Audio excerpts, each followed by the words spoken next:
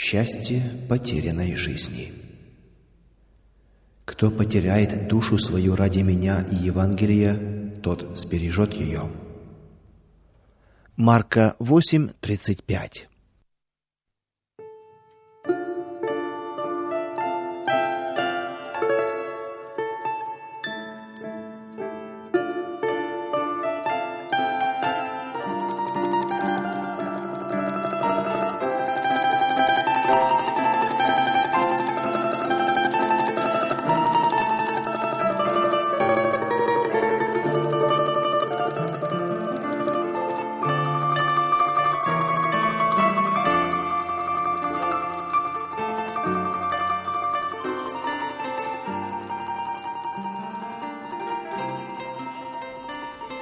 Третьи сутки лютует пурга над таежным поселком Усть-Омчук. С диким воем проносятся клочья разорванных снегов, наметают трехметровые сугробы, затрудняя всякое движение по дорогам вокруг угрюмых сопок. С бешеной яростью набрасываются они на редкие, пугливо вспыхивающие огоньки в окнах насупившихся домов и властвуют во тьме непроглядной полярной ночи.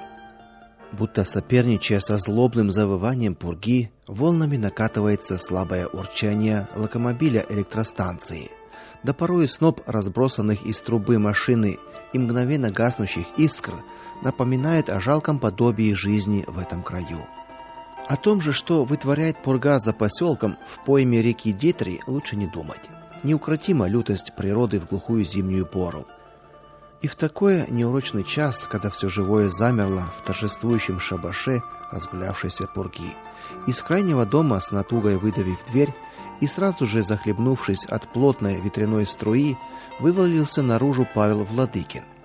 Свет, будто испугавшись стихии, за его спиной враз исчез.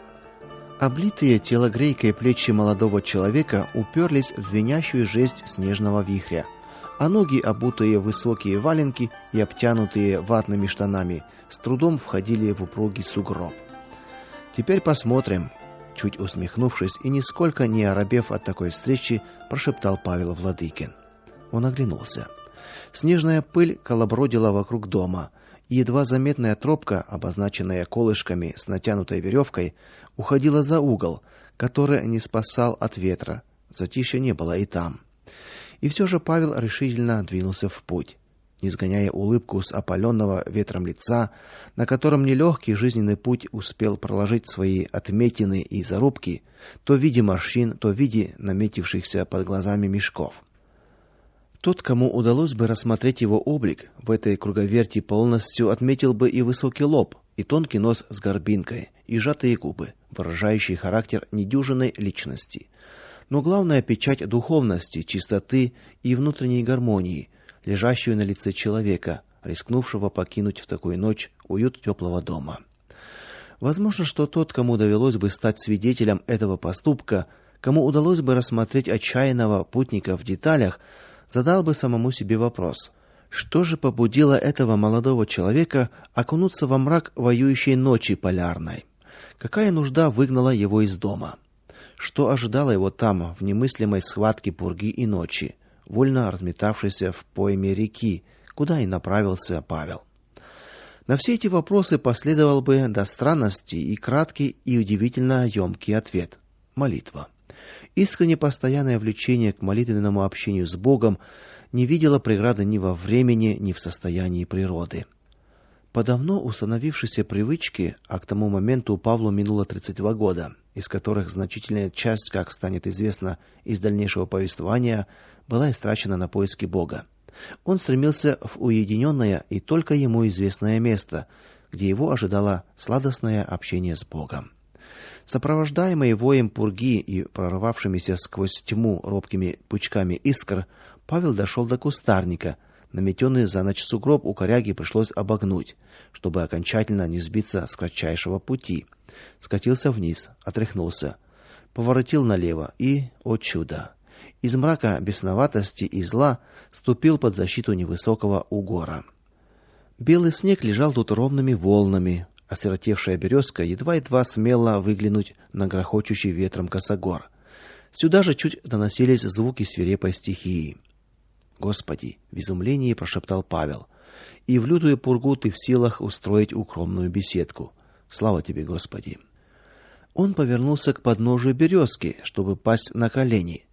И в этот момент машина выбросила из трубы самый плотный пучок искр, разлетевшихся под шквалом снежного вихря. Невольно припомнились Павлу и вспыхнули в сознании, подобно увиденным искрам, слова из строчки Иова. Но человек рождается на страдания, как искры, чтобы устремиться вверх. Пронзенный этим откровением, со слезами на глазах, Павел пал на колени. Господи, вот лежит перед тобой весь смысл моей жизни. Вот достиг я цели всех моих страданий.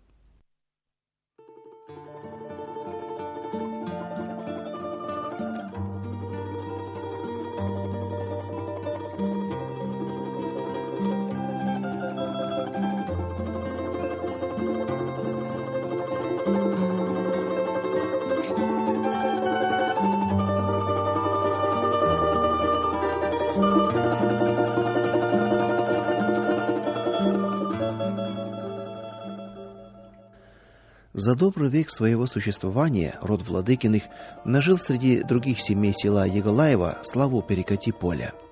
Земли Ряжского уезда особой плодородностью не отличались. Волей-неволей крестьяне понуждались на побочные занятия, чтобы прокормить себя. И одним из самых распространенных ремесел стал сбор и продажа утиля. В округе и прозвали их кошатниками, а то и тряпичниками. Не избежал этой участи и родитель Павла, Петька. В детстве проболтался в подпасках, когда же подрос до парней, оседлал старую лошадь и с головой погрузился в исконный промысел. Рога и копыта, старые кости и обрывки тряпья – все скупали у него мелкие и средние промышленники. Впрочем, не без выгоды для начинающего кошатника. После смерти матери стал Петька единственной опорой отца. Мачеха оказалась нерадивой, и кроме 3 детей до грязи ничего не прибавила в хозяйстве Владыкиных. Недолго прожил и отец. Проводив жену в последний путь, как-то неожиданно завял, зачах и скончался в одночасье, тихо и неприметно, как и жил. Остался дом Владыкиных и вовсе без хозяина. Стукнуло Петьке в ту пору 18 лет. Время было смутное, пошел 2-й десяток нашего века. Ходили тревожные слухи о земле, о каких-то забастовках, о чугунных дорогах, обещающих в скорости разрезать село надвое. Было от чего задуматься. Вечерами мужики собирались на бревнах, в сумерках тускло попыхивая козьими ножками. Судачили о жизни, видах на урожай, порхали слова о ценах. Нет-нет, да и свернется разговор на городскую жизнь.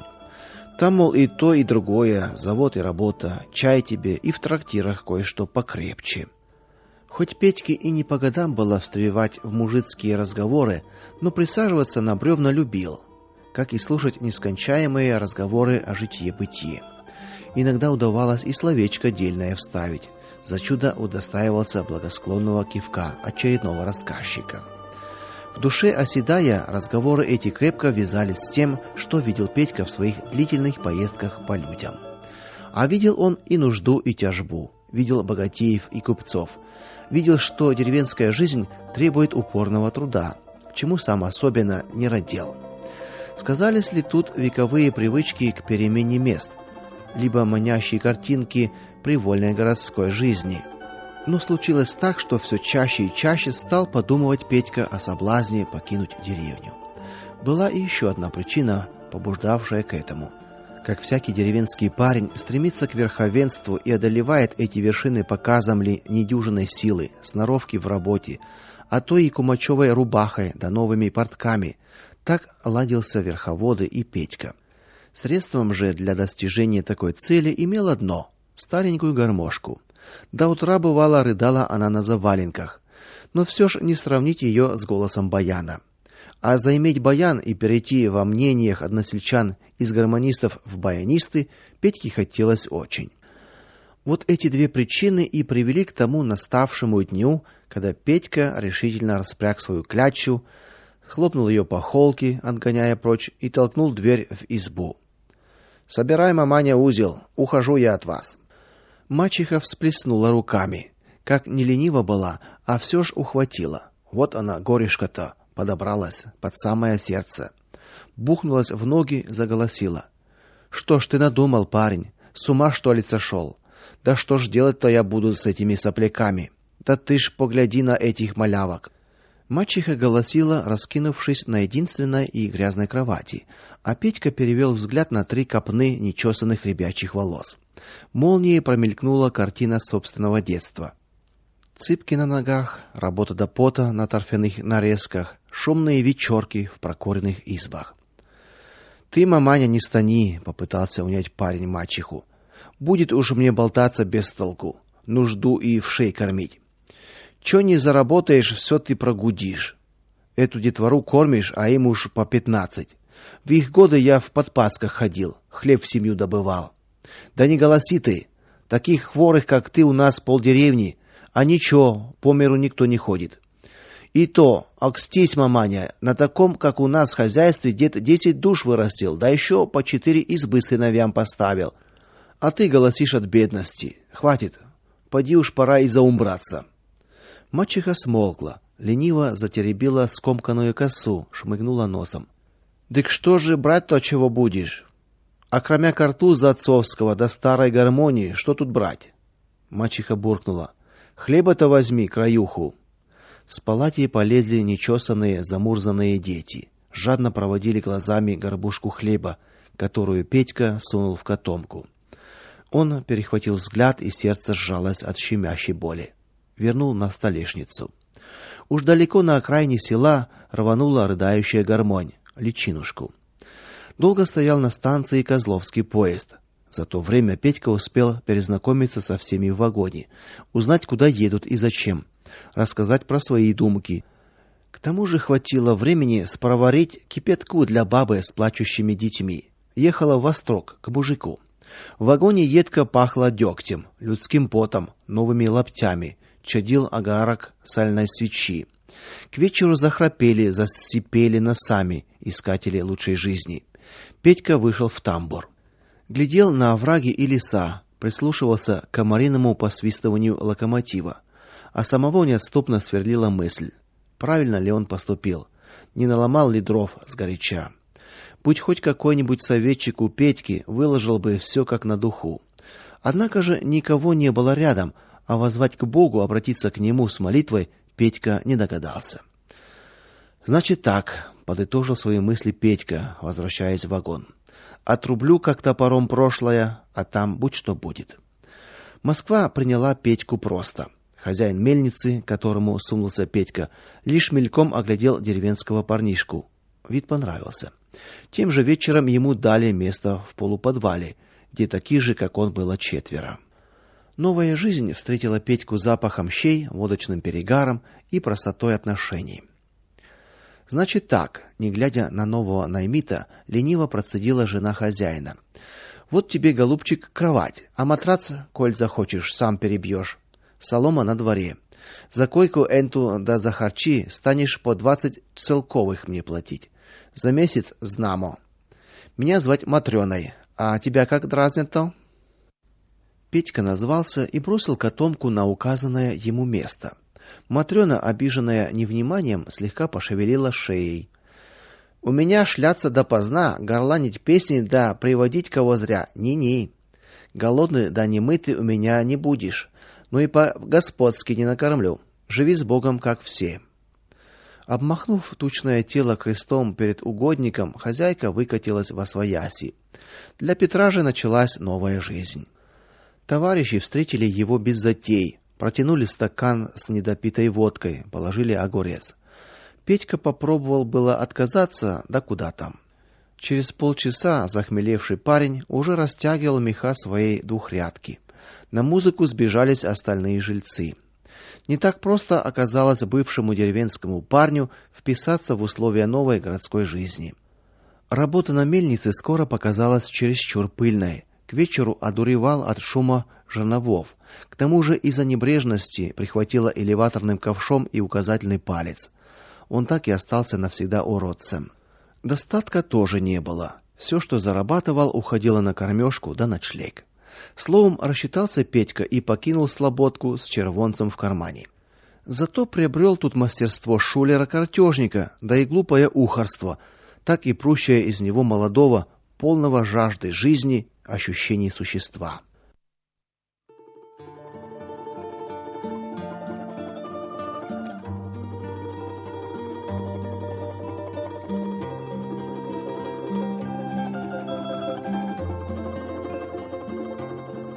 Помнится, еще из разговоров на бревнах в родной деревне частенько слышал о вольготной жизни мастеровых в городе Н, что под Москвой. Теперь он вспомнил о нем. Адресок спросил у знакомого картежника и засунул бумажку в один узелок с оставшимся червонцем. Недели, кажется, не прошло, как Петька Владыкин уже шагал по заводским пролетам. Вид был соответствующий. Промасленная спецовка, кожаные галоши, да и выражение удовольствия на лице говорило о том, что на этот раз работа пришлась по вкусу. Приняли его стропольщиком, стал зачаливать под кран тяжелые и неподъемные изделия. Цеховой шум, машинная суета — все это пришлось Петьке по душе, и он с головой окунулся в кипучую жизнь заводского предместья. Это и была его среда. Почти все рабочие вышли из окрестных деревень, любили попить и погулять. А какая же пьянка без гармошки? Скоро, пожалуй, даже слишком стал Петька пропадать на вечеринках. За ним укрепилась слава гармониста, а там, где водка да гульба, там и карты рядом. Стал Петька гулять по целым ночам. Вернувшись в цех, похвалялся своими похождениями, то в Раменском, то в Виноградове, то в Гуслицах. Пагубная сноровка картежного шулера прилипла к Петьке. В узком кругу таких же, как он, нечистых на руку игроков, Петьку зауважали. В карманах зашевелились дурные денежки, вперемешку с крапленными картами. Облапошенные им стали точить зуб на такого удачливого игрока. У Петьки появились враги. Пришлось под рубашкой носить железную сетку, а вокруг пояса резиновую кишку, залитую на концах свинцом. И если бы не уемная страсть гармошки, сложить бы Петьку свою буйную головушку в каком-нибудь овраге. Справил себе Петька прекрасный баян. При необыкновенных способностях к музыке овладел он им в совершенстве в самый короткий срок. Баян уводил его от компаний.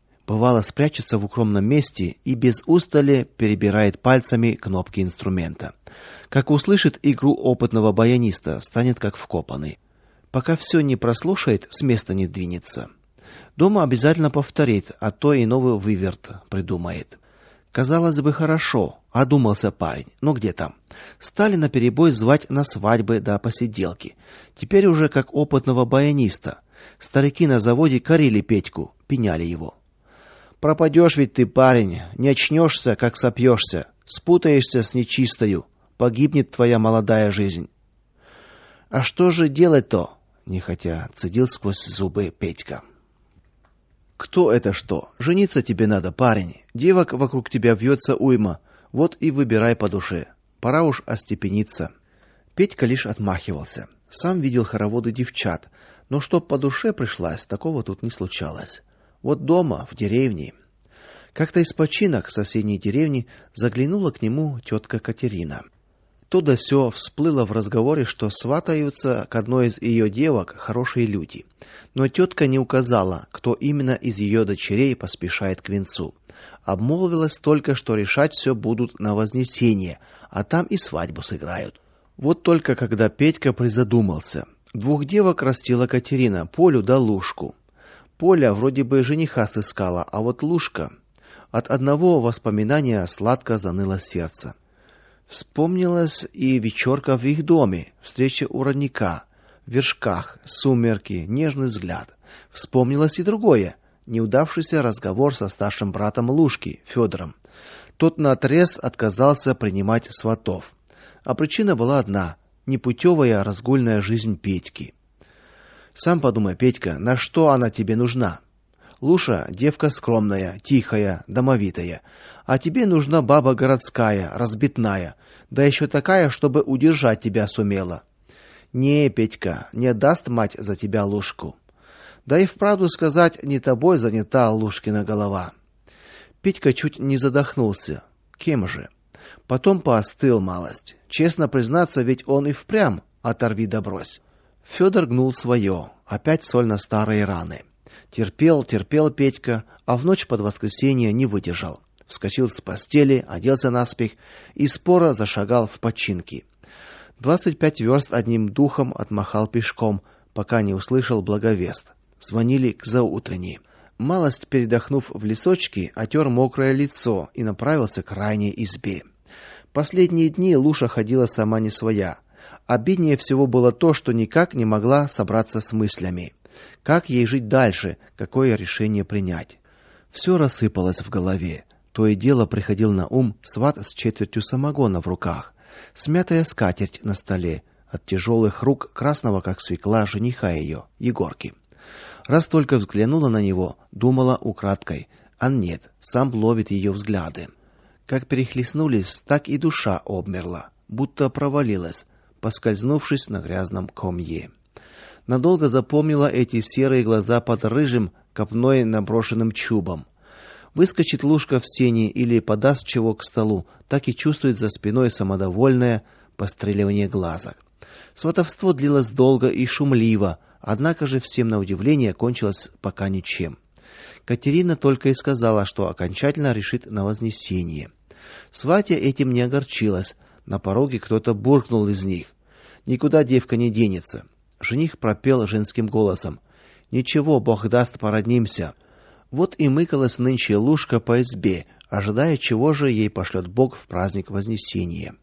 В доме оставалась одна. Кто в церковь ушел, кто со стадом управлялся, а ей вот пришлось перед зеркалом косу вить. Неужели все кончено? Пытала она зеркало, будто сказочная принцесса силилась отгадать свою судьбу. Неужто девичье счастье так коротко? Неужто не услышу больше гармошки той? Чу, ей показалось, что где-то далеко-далеко зарыдала Петькина гармонь. Или это баян? Да нет, почудилось. Откуда у него баян? Сроду в руках не держал ничего, окромя гармонии. Ну вот снова, что за напасть? Лушка перевела взгляд снова на зеркало, и тут вместо своего изображения отчетливо проявилась рыжая копна волос, самодовольная улыбка на веснушчатом лице. Тьфу, Господи, прости. Неужели никому не нужно мое горе? Неужели жизнь так рано потеряна, и счастье никогда не заглянет в мою душу? Горько рыдала Лушка, пав ничком на кровать. Из глубины зеркала на нее самодовольно смотрел и щурился ненавистный жених. Мало того, что при одном упоминании о нем и его имени Лушка готова была плеваться, а тут он еще и в зеркале ей видится. Да как же это? Лушка вскинулась на постели, рывком подбежала к зеркалу, чтобы снова плюнуть в ненавистную рожу, а увидела отражение Петькиного лица. Она расплылась, будто родниковая вода. Лушка не выдержала, со стоном схватилась за раму. Петенька. В окно постучали. Лушка рванулась к занавеске. За ней стоял в самом делешный Петька, живой любимый. Ноги у Лушки подкосились. Как она оказалась в его объятиях, что он ей говорил, держа за руки, ничего не помнит. Первым опомнился Петька. Что ж, обниматься нам, Луша, пожалуй, некогда. Надо дело делать. Выскочил из избы и помчался к Николаю Егорову. В починках он только один из всех понимал Петра. Не было у них меж собой тайн, все секреты наружу. Одногодки были, но выглядел Николай посерьезнее, да и самостоятельностью своей обошел Петра. Среди мужиков заслужил уважение. Не раз присаживались именно к нему они на бревна, не искали других мест. Успел он и семьей обзавестись, словом, справный в починках жил мужик. Лучшего советника Петьке не сыскать. Николай сидел за столом, завтракал. Появлению не удивился, будто лишь накануне расстались. Усадил за стол, налил в стопку. Петька решительно отказался, мол, не до того. Коротко рассказал суть дела. Часть его, как оказалось, Николаю давно известна. Согласился помочь, однако прежде уговорил Петьку выпить. Негоже такое серьезное дело начинать и без стакана. Спустя полчаса дружки весело покатились на тарантасе к церкви. Каким ветром вас сюда принесло? Удивилась Катерина, столкнувшись с ними на паперти. Николай ее под руку взял. Нечего тебе, Катерина, делать у Хлудовых, сразу же заявил он. Им не лушка нужна, а лошадь. Хоромы видала, какие отгрохали? Света белого не взвидит твоя лушка у них, да и сама наплачешься. С богатыми родниться, век спину на них гнуть будешь, а нужду не прогонишь. Вот же тебе настоящий жених. И ткнул пальцем в сторону Петьки в ожидании на тарантасе стывшего. Суси Христе, только и успела вымолвить Катерина, как ее уже подвели к будущему зятю. Да как же так можно? А сваты? Да что же люди скажут? Катеринушка, укоризненно прогудел Николай, подсобляя ей забраться на тарантас. Лушка пока не сосватана, молитвы не было, не будет, стало быть, и обману. Такое дело надо делать только по любви, им надо всю жизнь прожить. Да не отталкивай ты Петра, они слюбились уже незнамо как давно. Катерина вяло сопротивлялась, недоверчиво поглядывая на Петьку, и неизвестно, какие мысли бродили в голове простой крестьянки, когда она прикидывала совместную судьбу этого перекати-поле и своей дочери. Но тут подал голос и Петька. Немеющим языком он пробормотал: "Я, тетя Катя, давно хотел тебе сказать про Лушку, да все не решался. Люблю я ее смалу, пропаду без нее. Благослови ты нас". Он бы еще что-то добавил, но тут за его спиной Николай во весь голос затянул: "Кадаб имел золотые горы", хлестнул лошаденку и во весь опор погнал в починки. Лушка притаилась в чулане. Николай чуть не силком вытащил ее оттуда и даже подивился. "Гляди какая, на безделе так бойкая, а тут сомлела. Иди-ка". Она и не помнила, как взяла Петьку за руку и бухнулись перед Катериной на колени. "Мамань, благослови нас", чуть слышно пролепетала девка и не услышала ответа за громогласным одобрением Николая.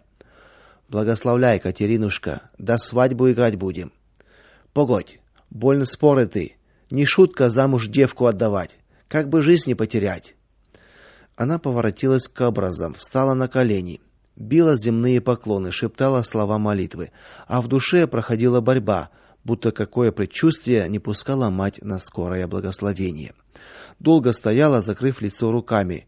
Жених и невеста за спиною затаили дыхание. Потом вздохнула, осенила себя крестом и встала. "Милостив Господь, да будет счастье в вашей жизни". День прошел в предсвадебной суете. Взбудораженные таким поворотом событий, жители починок не раз находили предлог, чтобы шмыгнуть мимо Катериного дома, но счастливые влюбленные показались на улице лишь к вечеру. И до самого рассвета заливался баян, под который прощались подружки с Лушей. Свадьбу решили играть у Петьки. Целый обоз отправился в город. Ехала родня и подружки. Везли нехитрое приданое, замыкали шествие молодые. За околицей, как полагается, повернулись в сторону деревни, низко поклонились родному гнезду. Долго еще виделись им крыши родной деревни, долго еще махал им вслед какой-то мальчишка, прицепив к длинной палке белый платок. Петр же, подстав от обоза, крепко обнял девушку. Есть, Луша, счастье и у потерянной жизни. Вот только в чем оно, нам пока неизвестно. Венчались в небольшой скромной церкви Покрова. Батюшка с воодушевлением сотворил венчальный обряд, правда, слегка подивившись тому, что беспутному Петьке, кто же не знал его в округе, досталась такая красавица. И даже на паперть вышел, провожая покативших к дому на извозчичьих пролетках молодых, с цветами, бубенцами, словом, как положено. Справили свадьбу, как полагается. Народу в комнатушке набилось вдоволь. К родне да подружкам прибавилась и заводская молодежь. Со стороны Петьки приехал только один дядька. На баяне играл Петькин закадычный дружок, бывший учитель музыки, натаскавший игре ни одного парня. Конечно, играл он куда ловчее и залихвастее Петьки, однако внимание было приковано не к нему.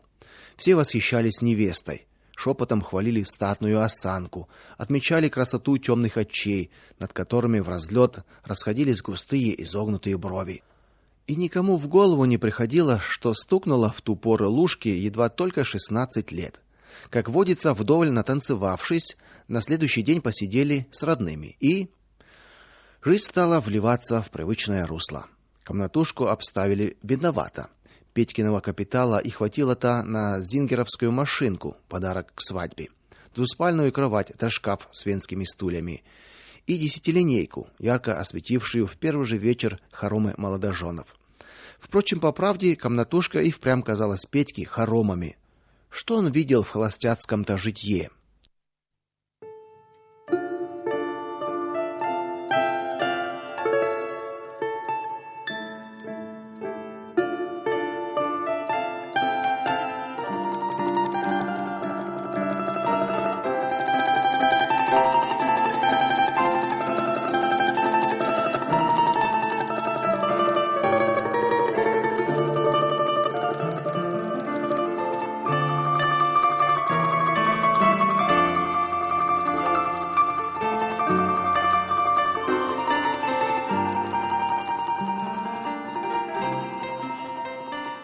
Для Луши городская жизнь показалась необычной. Поутру провожала на завод мужа, толклась по хозяйству. Услышав гудок, спешила к калитке, чтобы из толпы рабочих в промасленных спецовках выудить своего.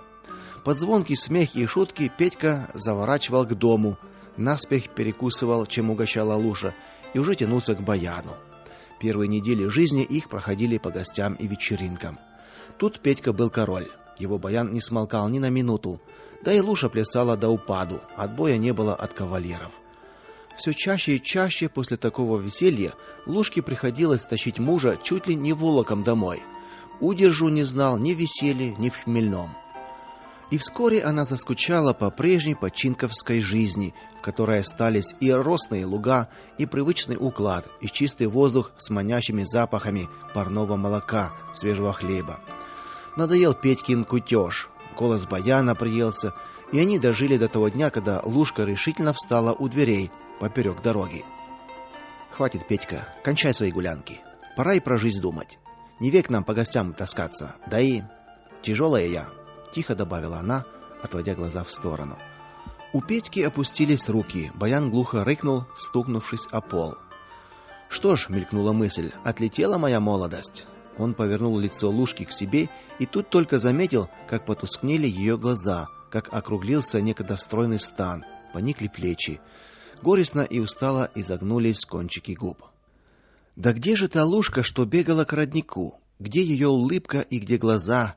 Где ее пламенные объятия? Где? Что ж, и нашему счастью так быстро пришел конец. Не веря себе и опускаясь на стул, спросил Петька вслух. Будто порох вспыхнул в сердце возмущение такой несправедливостью. Ведь он же еще молодой, ему гулять хочется. Что ж, я, по-твоему, как монах должен запереться в этой келье, днем мотаться по цехам, а вечером тебя караулить? И решительно отстранил жену с дороги. Нет, молодость дается один раз, и прожить ее надо как можно веселей. А тебя не неволю, не хошь, как хошь, только мне не мешай. И пулей вылетел наружу. А любовь как же, потекли горестные Лушкины думы. А как же мне теперь жить? Главное, для кого? Тут у нее под самым сердцем шевельнулся крохотный комочек. Случилось это так неожиданно и странно, что Луша вздрогнула, ноги подкосились, она невольно присела на постель и прислушалась. Да, в самом деле под сердцем толкнуло еще раз, еще сильней. Забилась новая жизнь. Далеко-далеко застонал Петькин баян, не в силах заглушить разудалый голос. Когда б имел золотые горы и реки полные вина. Поздно ночью Петра без памяти привезли домой. Со слезами на глазах Луша терпеливо раздела его и, не слушая пьяного бормотания, взвалила на постель. Сама же, кутаясь в платок, легла на сундуке. Это была ее первая бессонная ночь. С тех пор жизнь у Владыкиных совершенно переменилась. Петр становился все более чужим и далеким, и если по вечерам не уходил к друзьям на гулянку, то приводил их к себе домой. Пьянки длились ночами. Жизнь стала похожа на грязный омут. Лушка наловчилась прятать от мужа деньги, а после того, как он, потрясая кулаками и грозя, пытался их отобрать, решила отдавать на хранение соседям, Никите Ивановичу или его жене Варе. Никита Иванович работал мастером на том же заводе, что и Петька. Отношения с рабочими у него были справедливыми, а с соседями добрыми. Нередко он по-отцовски одергивал Петьку, и тот его даже побаивался. Варя слыла женщиной богобоязненной. У них был свой дом в 2 этажа, с садом и огородом. Жили зажиточно и в почете. Одна комната в доме была уставлена сплошь иконами, а так как Никита Иванович до церкви был неохоч, его больше увлекали книги, то на двери постоянно висел замок. Вот в этот дом и зачастила Луша. Добрая Варя отпирала заветную комнату, и женщины отводили душу перед образами. Однажды, пожалуй, впервые после свадьбы соседи пришли к ним в гости. По какой-то случайности Петр остался дома. Луша спроварила чай. За чаем Никита Иванович стал костить Петьку, иначе он его и не называл. Луша ходила последние дни и, сев поодаль на кровать, прислушивалась к обличениям. Ее глубоко тронуло, что кто-то заботился о ней, проявлял участие в ее судьбе. Незаметно на глазах выступили слезы. Она опустила голову. Паник и Петр. Возражать соседу было нечего. Во всем оказался прав Никита Иванович. Из-под-тишка Петр взглянул на жену, впервые увидел ее плачущей, и в душе шевельнулась жалость. Руки ее, ласкавшие в девичестве, трудившиеся для него в замужестве, теперь судорожно комкали мокрый от слез платок. Петр осторожно положил на платок свою тяжелую руку, медленно обнял за плечи, привлек к себе. Прав ты, дядя Никита, сказать тут нечего. Обосурманился я вконец. Остановиться нету сил, искренне признался Петр. Он помолчал, потом яростно стукнул кулаком по столу. А ведь вижу я, по-другому надо жить, по-другому. На какое-то время Владыкин притих. Подсоблял по хозяйству, радовал Лушу хлопотами, связанными с пополнением семейства. Сходил в потребиловку, купил нужное для новорожденного, заказал люльку с пологом и пружиной. На заводе раздобыл кольцо и по совету Луши привинтил его к потолочной матке. В мартовскую ночь Луша толкнула Петра в бок. Веди меня, а то как бы чего не случилось. Собрались наспех. По дороге Луша обернулась, перекрестилась на Николая Угодника.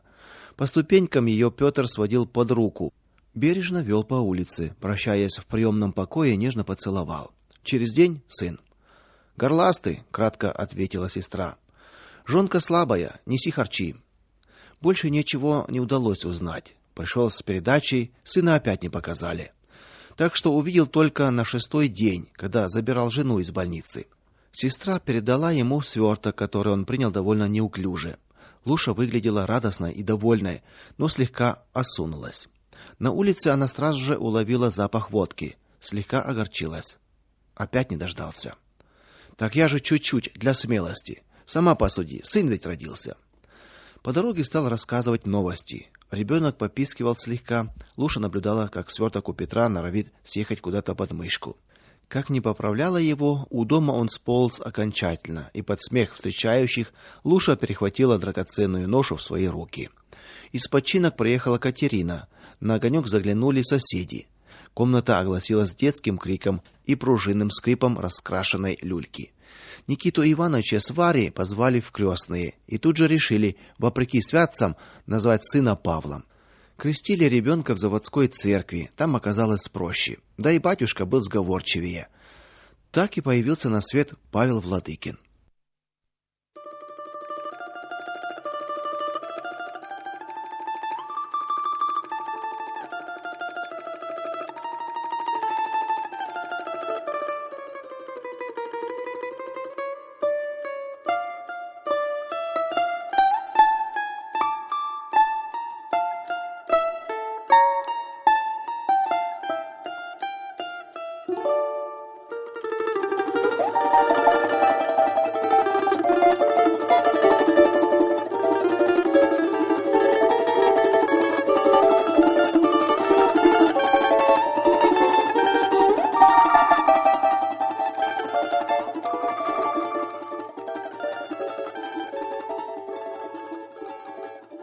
Шел 1914 год.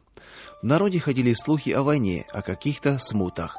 Старики вычитывали в книгах о наступающих тяжких временах, судачили о переменах в природе. К их пророчествам прислушивались, с тревогой на сердце расходились, трижды осенив себя крестом. Не оставались в стороне от этих слухов и Петр со своим кумом. По вечерам заводили таинственные разговоры полушепотом, для Луши, впрочем, чаще всего непонятные. С появлением ребенка в комнатушке стало теснее. Первенец часто орал, и больше по ночам. Это стало выводить из себя Петра. Он выходил во двор, подолгу дымил цигаркой. Утром, не выспавшись, тащился на завод. Луша тоже измаялась, зато бабушке он почти не доставлял хлопот. Потискает на руках, сунет в рот жвачку, тот почмокает и в сон. Жаль, что ее приезды были редкими. Обыденность их жизни стала Петру в тягость. Он видел, что все свое внимание Луша отдавала младенцу. Ему же приходилось довольствоваться крохами ее забот и любви, и его снова потянуло к дружкам. По вечерам сбрасывал промасленную спецовку, а вместе с ней и все семейные обязанности. Кидался куда-нибудь в гости, запил пуще прежнего. Частые укоры и слезы жены все больше раздражали Петра. Он срывался на крик, и если бы не ребенок, придававший Луше необычайную решимость, давно бы дома быть скандалом. Она же все больше погружалась в воспоминания, где находили себе место и картины такого недавнего счастливого девичества, и встречи у родника, и колокольные перезвоны. Жаль, что все это осталось в прошлом. В настоящем же болела от постоянного недосыпания голова, да бесчинствовал после пьяных разгулов муж. Однажды, это было как раз в день получки, Петра позвали на большую пирушку. Перед тем, как заскочить на минутку домой за баяном, он, как всегда, по дороге заглянул в казенку. Моментально распечатал жулика. В комнате сидела жена с больным ребенком на руках. Что обнялись-то? Живо достань чистую и расшитую косоворотку. С порога Петр сдернул рабочую одежду и швырнул ее в угол. Обида клещами сжала сердце молодой женщины. Она порывисто шагнула к двери. Петя, за что ты терзаешь мою душу? В чем я виновата перед тобой? Что ты швыряешь меня как спецовку? Где же твоя любовь? Вспомни, как ты раньше 25 верст бежал, чтобы один вечер побыть со мной, а нынче готов за 100 верст убежать, лишь бы не видеть меня. Нету больше сил у меня. Измоталась я, себя не узнаю. Что это за жизнь? Одумайся, Петя, мы же с тобой под венцом стояли. Побойся Бога, если у людей не стыдно. Нестерпимым укором вонзились слова Луши в хмельную голову Петра, тяжелым грузом осели на сердце. Все ведь это было так, как она говорила, все правда. И от того, что нечем ему возразить, что кругом права Луша, что он есть самый распоследний человек, залил Петькин разум гнев. Заходили по скулам желваки, глаза налились кровью. Ты что, осмелела? Рявкнул он, схватив жену за плечи, и, не обращая внимания на крик ребенка, заорал: "Не будет, по-твоему, уйду!" Он с такой силой оттолкнул жену, что она всей спиной и затылком ударилась о стену и сползла вниз, теряя сознание. Схватив баян, Петр, в чем был, выскочил на улицу. Проходя мимо окон Владыкиных, Никита Иванович услышал неистовый детский крик. Что они там за ребенком не смотрят, подумал он, и на всякий случай решил проведать крестника, заодно и матери попенять. Дверь оказалась открытая, и это насторожило Никиту Ивановича. Заторопился по коридору, распахнул в комнату дверь и оторопел. На полу, заходясь в крики, лежал Павлушка, а далее у самой стенки с неловко подвернутыми ногами и бледным как полотно лицом застыла Луша. Убили, первое, что пришло в голову Никите Ивановичу. Кинулся к ней. Луша застонала. У Никиты Ивановича отлегло от сердца. Поднял ребенка, перенес и Лушу на кровать. Оглянулся, тут Луша опять застонала. Где я? Что со мной? Где Павлушка? Да лежит и молча. Тут он. А где этот изверг? Но Луша опять потеряла сознание. Ах, Петька, Петька, пропащий ты человек, и себя, и других погубишь. Никита Иванович смочил тряпку, положил Луше на лоб. Она открыла глаза, увидела ребенка. Ну, слава богу. Попыталась сесть, но в голове зашумело. Она откинулась на подушку, протягивая руки за ребенком.